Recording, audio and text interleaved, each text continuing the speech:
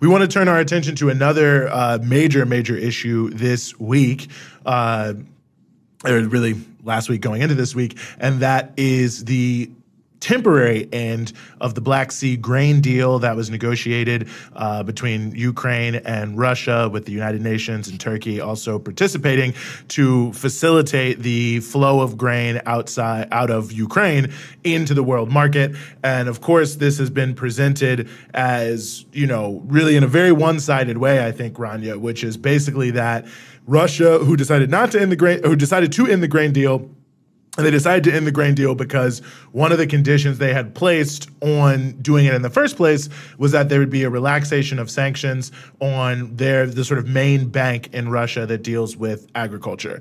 And so that did not take place. It didn't happen.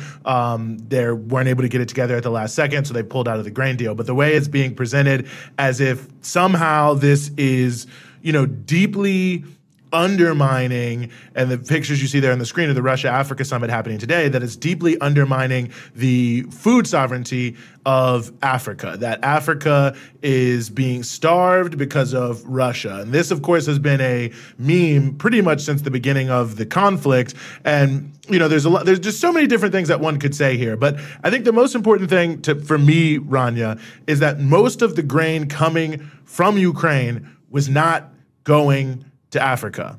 And it was also not going to developing nations. Now, part of the thing, what we think of in developing nations, because it's the WTO definition. So, China is still considered a developing nation because vis-a-vis the West, it has not caught up from a GDP perspective and other things. Turkey is considered a developing nation because vis-a-vis the West, it has not caught up. So I don't want to say it's a totally false designation, but of course, when we think about like poor countries that need food, you don't think about China or Turkey. Well, those were the top two buyers, more or less, of Ukrainian grain. And I just want to give a couple other statistics about this, Rhonda, that I think are very important. The 8 least developed countries in the world, all of which I believe are in Africa. One of them might be Papua New Guinea. Someone can fact check me there in the thing. But of the 8, basically the 8 poorest countries on earth, essentially, they got 6.8% of all Ukrainian grain exports. Spain, developed country, high-income country, got 19.4% of the Ukrainian grain. And just to put a finer point on that, Ethiopia, 120 million people in the country, definitely a low-income, developing country, got from Ukraine 282,760 metric tons of grain, while in the Netherlands, they got 1.92 million metric tons of grain that they mostly use to feed pigs. So I could go on and on this level, but there's other things that have to be taken into account here, which is that the sanctions on Russia have also increased the cost of food around the world because it's harder to ship, to get insurance, to do different things like that. So that increases the cost. So the sanctions are also playing a role in addition to the war in and of itself. And prior to this conflict, there was already a major crisis of hunger in the developing world, especially in Africa, due to inflation, due to high prices, due to poverty. And then there has been unbelievable droughts in Somalia and Kenya and Ethiopia, basically linked to climate change that have also made, the poverty-induced hunger even worse because those countries are not able to produce as much in terms of grain as they are supposed to. So anyway, a lot more that could be said. But I mean, just the fact that you've got the Netherlands getting more Ukrainian grain than Ethiopia, but somehow it's Russia who is stopping the Ukrainian grain from getting to Africa is just amazing to me. So the population, it's worth repeating. The population of Ethiopia, 120 million people. Population of Netherlands, a little over 17 million. And I can't believe I didn't know that most of that is going to feed pigs. That says so much on top of the fact that, yes, what we're being told in the mainstream where it's all Russia's fault and Russia caused the breakdown of this deal because Russia's bad and Ukraine's trying to help and Russia's making it impossible is missing a lot of context. And I think it's really important what you said about sanctions because on top of sanctions are so multifaceted in terms of the consequences of them. And technically, there are these so-called carve-outs in Western sanctions for agriculture. That said, it doesn't matter. We know that the carve-outs and sanctions like this don't matter because at the end of the day, you mentioned insurance to get insurance for ships that are going to be shipping it. Not just that, Russia, like an agricultural sector, requires a lot of industrial-sized machinery. And we know that sanctions make it much more difficult, not just to import machinery, but for these kinds of things, you need a constant flow of spare parts.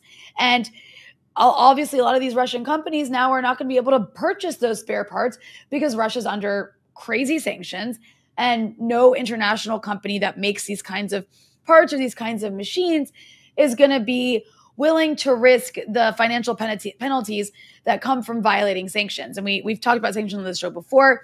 So the West needs to take responsibility for that, but of course they won't. Furthermore, I think that the issue of financial speculation is really important because when we talk about, obviously, the breadbasket of one of the biggest breadbaskets of the world is Ukraine and Russia, right? In terms of not just importing grain and stuff, but also fertilizer, which you need for agriculture as well.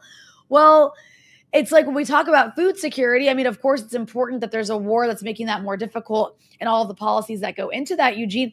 But you mentioned financial speculation. And it is really crazy. According to this one report that Vijay Prashad, who wrote about this, mentions in an article he recently wrote about the breakdown of this grain deal. According to this one report from the World Development Movement, something like 60% of the world food market is in the hands of financial speculators. Like, they dominate the food market, 60% of it. That's insane. And it actually might have risen because that report is from a while ago. And you're better at this kind of stuff than I am. So I'm wondering if you can talk a little bit more about why that's so dangerous in terms of the financial speculation connected to the food market around the world. Yeah, well, it's a huge issue. And again, it's one of these issues that, irregardless of any war in Ukraine, has always been an issue. I mean, one of the main actual places where, this speculation is happening is the Chicago Mercantile Exchange, CME Group, one of the largest groups. But to help people understand, so if you think about food and grains, right, the number one thing we all know is that you grow certain crops over certain times. They grow over the season, they're harvested, then you have to plant them again. So basically, you have a demand for food that is not directly matched to how food is grown. You have a lot of different things that are happening in the course of the world. So the price of what you could sell something for when you plant, let's say, wheat, and what you might be able to get for it when you sell the wheat could be vastly different based on the different realities and different pieces. So a lot of food, a huge amount of food, is actually sold on the basis of something called futures, right? That essentially you pay up front a certain price to a person, like, I'm going to get engaged in a deal where you're going to pay me X amount of money so that when I harvest it, that you're going to get it for that amount of money. So essentially you're locking in the price, which is locking in a certain amount of certainty, which is really the only way to keep agricultural markets going, because if you don't have certainty, then you won't plant, and if you won't plant, you won't have food, and so on and so forth. But since the food market is so huge, these futures are one of the major things that become traded on financial markets, and the values of futures can also be used and traded against different assets and things like that. So it becomes a big part of the overall kind of Wall Street casino atmosphere that I think we all know about. And, you hear about it with mortgage-backed securities, you hear about it with other forms of derivatives and things like that. Futures, agricultural futures, are a part of this. So there's a lot of speculation. Anyone who's seen the great movie from the 80s, Eddie Murphy and Dan Aykroyd, Trading Places, what's the price of orange juice in Florida? That's exactly what it's about, right? That people bet on what the prices are going to be. They bet on different things that are going to happen, good and bad, and they try to manipulate these futures markets to make money. But that ultimately means that the price of food is not just dependent on atmospheric conditions, on trade conditions, on the weather, on all these different things, but it's also dependent on how these traders in these markets are trying to manipulate these different factors to keep the price as high as possible, or to bet on the price to fall so that they can reap the windfall from that. So just like every other part of the financial economy, we see with grain prices and other food prices, a huge amount of manipulation that goes on by these speculators to drive drive up prices or to capitalize on the failure of certain crops and so on and so forth. So the number one factor is not making sure the most people have the maximum amount of food at the lowest possible prices to have food security on a global scale. It is how can we make the maximum amount of money, even if it means that a lot of people will go hungry. No, that's so important. I also, Eugene, I wanted to go back to the issue of, you mentioned the issue of like how much grain is going from Ukraine to these African countries. And then you also had mentioned that there's the Africa summit that started today in St. Petersburg. And I did see that Putin has promised to give free grain to 6 African nations after the collapse of this deal. And it's just interesting to see the way that it's portrayed in the Western press as something like nefarious to cut Ukraine out. That's how it's portrayed. It's an attempt to cut Ukraine out of the grain market in Africa. But that's so, like, it's like from what you explained before with how much grain is actually going from Ukraine to Africa versus other countries, it doesn't even make sense to say it that way. And I actually wonder if the irritation with giving free grain to 6 African countries from Russia is more about like undermining the food speculation you're talking about. Well, I think that could certainly be some of it. And I think some of it is also anger that they have not been able to break the long-running agricultural ties between Russia and Africa. I mean, in the first 6 months of this year, Russia has exported about 10 million tons, I believe, of grain to Africa. It was 11.5 million tons in 2022. Over the past 5 years, there's been a big increase in the supply of fertilizers from Russia to Africa. Russia is also one of the biggest producers of fertilizers.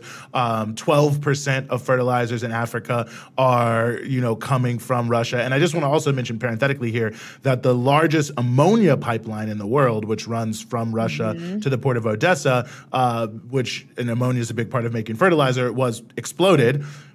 Now, the Ukrainians say it wasn't them, but certainly they were blamed from the Russians, and it seems only the Ukrainian government would have benefited because it hurt the ability of Russia to make foreign exchange income. But it also was one of the factors that Russia was saying they want to return to the grain deal, but they want to ensure that pipeline is working so that they can get more fertilizer out. And so ultimately, when you look at countries like Egypt, you look at countries like Ethiopia, many countries across Africa, they have long-running pre-war in Ukraine relationships with Russia in terms of providing food. And I think one of the things that was sort of hoped for perhaps by some in the West with the original grain deal was that maybe they could displace Russia to some degree with the combination of the sanctions and the grain deal, and that has just not happened whatsoever. And you've got countries like Egypt, for instance, that even when they've been offered Ukrainian grain, have actually, to purchase, not to be given, have chosen to stick with their long-term partners in Russia because of these relationships. And now we're seeing those relationships continue to evolve. The foreign minister of Uganda raising this today at the Russia-Africa summit,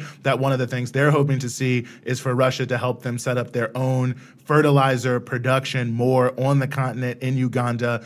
There's countries like Eritrea that has one of the largest potash reserves anywhere in the world, which is an important part of creating fertilizer. It was almost 400,000 tons of free fertilizer was given to Kenya by Russia, and they're allegedly going to start cooperating more on this front as well. So I think one of the things that the West is angry about is that African countries want to collaborate with Russia. They have good relations in terms of commercial relations on agriculture, and now they're putting pressure on Russia, but I think Russia has been somewhat open to this, but let's see what they actually do, and I think it'll be an interesting measuring stick to help develop the agricultural capabilities of these African countries from the point of view of technology, from the point of view of production, and so on and so forth, to make it easier for them to do that. And they haven't been able to break that despite the sanctions, and I think that's something that is very upsetting to many Western countries, and why they're presenting so nefariously the fact that Russia has in fact announced, I believe, 25 to 50,000 tons of grain they'll try to send in the coming months to, I believe it's Mali, Burkina Faso, Somalia, and Eritrea. Russia also forgiving about $600 million in debt to Somalia. It's old debt. So in some ways it was semi-symbolic. I don't know if they were trying to collect on it, but nonetheless, Somalia is a country that does not have a lot of resources to buy things on the global market. So any debt relief helps them in terms of their ability to act in that regard. But yes, I do think that some of what's going on here with the perception that Russia is somehow doing something nefarious is really about trying to break these links that are long-standing links between the Russian agricultural industry and many African countries. Absolutely. And of course, in the meantime, all you have is you have these US officials going over to African countries and just like lecturing them about how they shouldn't be buying anything from Russia and like finger wagging and trying to bully them. And it's like, is it any wonder that so many countries across the third world are rolling their eyes so hard at all of these American and frankly European officials who are just all like, no, do what we say, but we'll give you nothing. And then Russia's like, no, we'll give you free grain. And then they're supposed to all hate Russia. Like it's actually quite incredible the level of arrogance and just, pure like collective narcissism on behalf of these Western countries. Well, Rania, sorry, I did not hear the last part of your question here. My sound died I didn't a ask little you. bit, so Well, I think you're just making I didn't ask you a question. So if you wanted my answer or something, I can't give it to you. Well, I was just calling the West narcissistic. That's all. And arrogant. I mean, I think we do that every show. So. Oh, you still can't hear me? I can't hear you. Okay, I don't know what's happening. Okay, sorry. I don't know how to help you. I don't know what to do. I don't know how to help you. I'm trying to read your lips to see if I can find a way to do it, but I can't ultimately at the end of the day. I figured at this point but yeah, we'd have enough I'm sure whatever energy. you're saying is Okay. very smart, super intelligent, exactly what everyone wants to hear. One of the most important elements of anything that could ever be said. All those positive things. Okay, sorry, my sound is back. I'm sorry, Rania. Can you hear me? I can. Okay, thank God. That was like really scary. I felt so silenced. Everyone but me could hear you. Don't worry. Yeah. I was always so okay, but if you can't hear me, then am I really here? It's kind of like if a tree falls and Eugene isn't there to hear it. Did it really happen?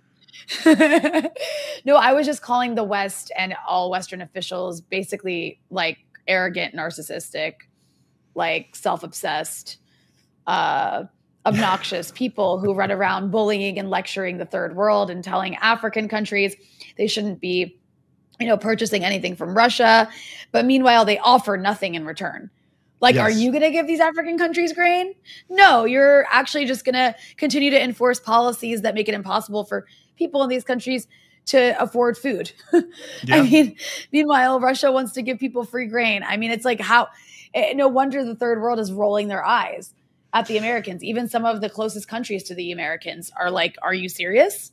Yeah, I think that's a very good point. I mean, you have basically even America's closest allies on the continent have been heavily criticizing the sort of new Cold War atmosphere. I was looking for a quote, and I can't find it here, from the president of Comoros, Comoros is the presidency of the AU this morning. But, I mean, he's been making points vis-a-vis this Russian-Africa summit that they consider Russia a priority partner, that they're moving towards a multipolar world. Africa, that is, the African Union is driving in this direction. They're trying to become their own pole in a multipolar world to develop, and that they want to work with everybody. But you've seen everyone from, President Museveni in Uganda, President Ruto in Kenya, the president of Ghana. I mean, people who are like, pro-America, basically, the President Ramaphosa in South Africa. And they keep saying, we don't want to, not only do you not want to be lectured, but like, we know what's best for us. So you don't need to come tell us what's best for us. We got this one. We know how to make deals that will, benefit us. But nonetheless, I think this bullying, lecturing tone is actually playing a big part in why Russia and China are gaining in popularity. I mean, someone told me a stat this morning that I think 81% of Nigerians have a positive view of China.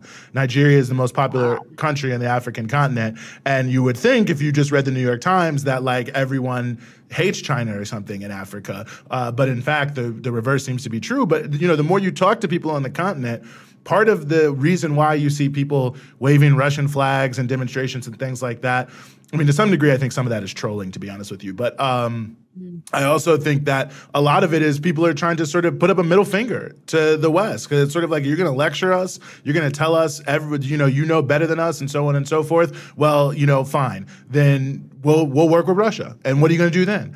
And I really do feel that this is underrated in the U.S. commentary, and it seems totally impossible for U.S. politicians and American journalists to actually understand that at all. The final thing I'll say before we go to our next guest is I would actually urge everyone to go read a New York Times article. It's from last year, and they interviewed a woman who is a parliamentarian in Guinea-Bissau. She's a former liberation fighter in Guinea-Bissau, and she's very pro-Russia, essentially, vis-a-vis the war in Ukraine, and they're more or less asking her why. But the reason I say go read the article is not so much what she says, although it's very interesting, but the tone is so mocking. It's almost like they're mocking her, and it's so patronizing the way they're even talking about this. And I don't even know who the writer is, but I'm like, who is this random nobody writing for the New York Times daring to take this kind of tone on someone who fought for the liberation of their country against Portuguese colonialism just because they have a different view on Ukraine? I mean, it's like you're living in an alternate universe.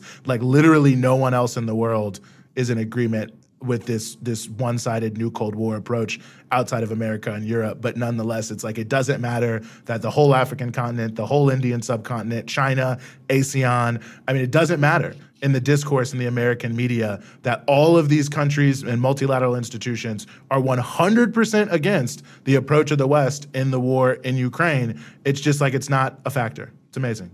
Yeah, no, it is amazing. And the way you just said, like, who are you? Some random ass, like, reporter at the New York Times who's probably done nothing in your life except, like, if it's a New York, I'm just assuming it's somebody who went to an Ivy League institution and their parents did too. I could be wrong, but typically they've certainly not fought for liberation against colonialism and freed their nation in a heroic way that has, reverberated through the decades. But just like the idea that just because, like you said, somebody has a different opinion on Ukraine that is actually represents the majority of the world's opinion on Ukraine, just not the imperialist opinion on Ukraine, leads to this like rando reporter. Just that's incredible.